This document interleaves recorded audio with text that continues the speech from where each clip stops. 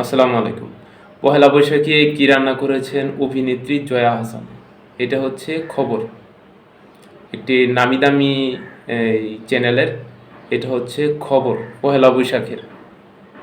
ঠিক আছে? দেখতেই তো পারছেন। পহেলা বৈশাখের খবর হতেছে এটা। বাঙালি সংস্কৃতির গার মেরে দিচ্ছেন আপনারা। বাঙালি সংস্কৃতির একেবারে গার মেরে দিতেছেন। এটা মানে খারাপ শোনা যাইতেছে কিন্তু এটাই সত্য।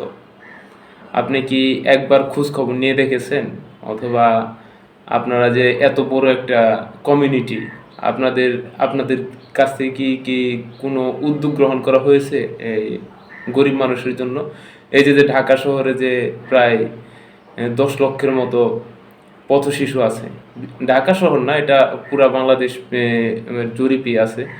এত পথশিশু আছে যে এত মানুষ যে পথে থাকে, তাদের নিয়ে কি কোনো মাথা ব্যথা আছে এই পহেলা বৈশাখে? নাই। এইগুলো একটা পয়েন্ট।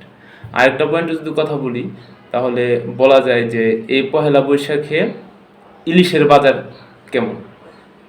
১,০০০ টাকা কেজি, ২,০০০ টাকা কেজি। সময়ে আরও বেশিও কিনতে হয়।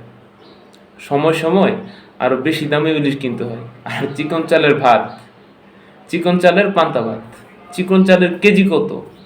আর চিকন চাল ফলায় কে?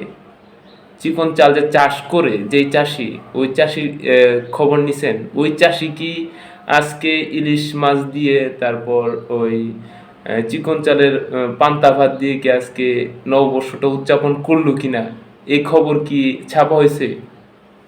কোন কৃষক খায়া আছে, কোন কৃষক না খায়া আছে, এই খবর কি ছাপা হয়েছে? যে কিনে খায় তার খবর ছাপানো হয়েছে যে উনি কি রান্না করছেন। এটা কোনো টপিক হইলো, এটা কোনো বিষয় হইলো, এটা কোনো বিষয়বস্তু হইলো খবরের?